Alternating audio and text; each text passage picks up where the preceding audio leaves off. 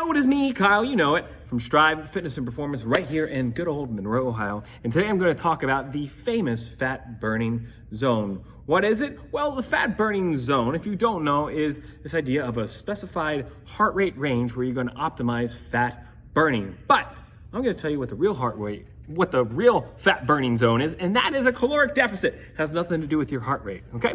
If you consume less calories than you burn, you're gonna lose weight. And it doesn't matter how you achieve that. You can achieve that through obviously your diet being centered, but then you can also, from an exercise standpoint, even if you walked, okay? Your heart rate's not gonna be in the traditional heart rate burning zone, but if you walk and put yourself in a caloric deficit through nutrition and walking, whatever other exercise you're doing, you're gonna lose weight, okay? Because you're in a caloric deficit. That is what helps you lose weight. That's what makes you lose weight. It's not a specified zone. The difference is just the impact those heart rates give you over time, okay? Like I said, walking is a low aerobic activity, okay? Not your heart rate isn't elevated that much when you're doing it. And so yes, your calories per second or calories per minute burn is going to be lower. And so to burn the same number of calories, you're gonna have to do walking for a greater duration. Now, if we go on the other side of the spectrum, where we're really working high intensity interval training, we're pushing our heart rate to maximal levels, you're gonna be maximizing caloric burn at that level because your body is working at such a high pace, but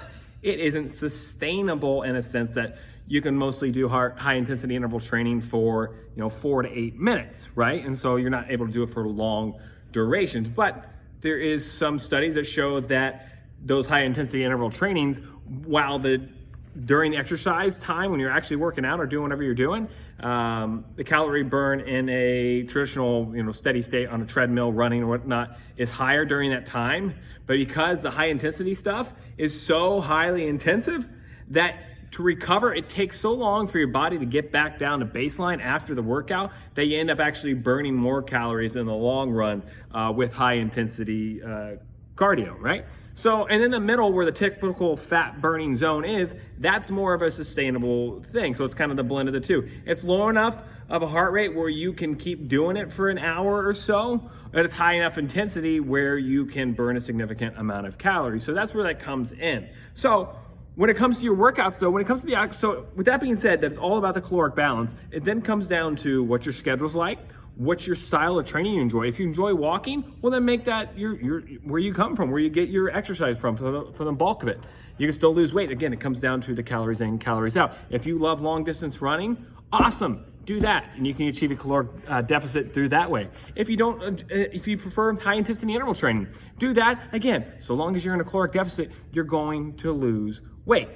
And then what it comes down to is what actual physiological changes you're into. The fat loss is going to be, again, calories. I'm preaching this. Calories is what matters when it comes to body composition changes, when it comes to fat loss. But if we're talking about other things that we're after, then you have to ask, am I after improving my aerobic ability?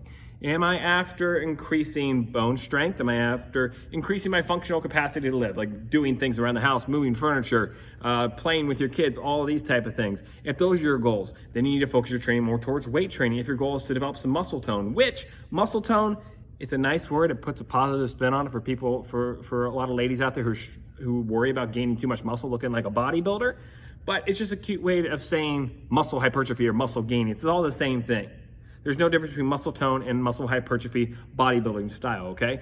That's a whole other topic for another day. But to be able to have muscle tone, you need to develop muscle. You need to grow muscle, and so the tone kind of comes through as you lose the weight. But that's, again, a whole nother diatribe and a whole nother story. Okay, but the key here is that there is no real fat burning zone. There's just picking the exercises that match your lifestyle, match your interests. For me personally, I don't enjoy long steady state cardio. The last time I actually, my goal was to lose weight when I had lost, I think it was about 25 pounds was what it was. This was 2 years ago, so I don't remember the exact amount that and I've lost. Might have been more than 2. It was like 2.5 years ago now. But anyway, when I did that, I didn't do a single bit of cardio, not a single piece of cardio, and yet I lost 25 pounds. That's because I was in a caloric deficit. I tracked my food, and I made sure I was in a caloric deficit. And I centered my training around the stuff that I enjoy doing. You don't train your training that much, whether you're trying to lose weight or gain. Small adjustments, but not much, okay? And for me, what do I enjoy? I enjoy basic barbell lifts. You can give me a barbell and a squat rack and some plates, and I'll be the happiest camper. dumbbells and all that. For me personally, I've trained for so many years that dumbbells are boring to me at this stage, and I just prefer just basic barbell work. But that's me. But I could lose weight with that. I could gain weight with that. It just all depends upon the diet, your nutrition. That's where it happens. So choose your training methodology when it comes to your traditional cardio, whether it's walking, high intensity interval training, or typical steady state on a treadmill, elliptical, whatever the case may be. Choose it because or long distance running, but choose it because you enjoy doing whatever it is, okay? That's all that matters, is doing what you want to do, and is what you're doing going to have the impact that you want on what you're trying to achieve when it comes to bone density or decreasing your chance for diabetes, all those type of health markers, decreasing chance for not arthritis, but my brain is dying now, so all of a sudden shutting off. But you get the idea. So you got to pick what your goals are and then develop from there. If it's developing, improving or decreasing lower back strength, those things you need to do that. So match what you're doing in the gym to what your goals are from that kind of a perspective. And then also what you enjoy doing, and your fat loss is going to come through your diet and just through a caloric deficit that's going to be achieved through just any exercise, because all exercise burns calories.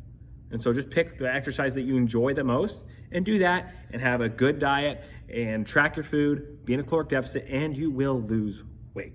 Okay? So there you go. There's no special fat burning zone other than a low caloric diet. So have fun with this. I know this is something for a lot of you, this might be a lot to digest because the fat burning zone is extremely prevalent in culture. There's entire fitness chains that are dedicated to training in this fat burning zone, but you don't need to be in that fat burning zone per se doing traditional cardio to lose weight. Just find what works for you, what you enjoy doing, eat right, log it, and you will be successful. Until next time, everybody, I love you all. Thank you for watching. You guys are awesome, and I look forward to helping you a very again soon. Bye-bye.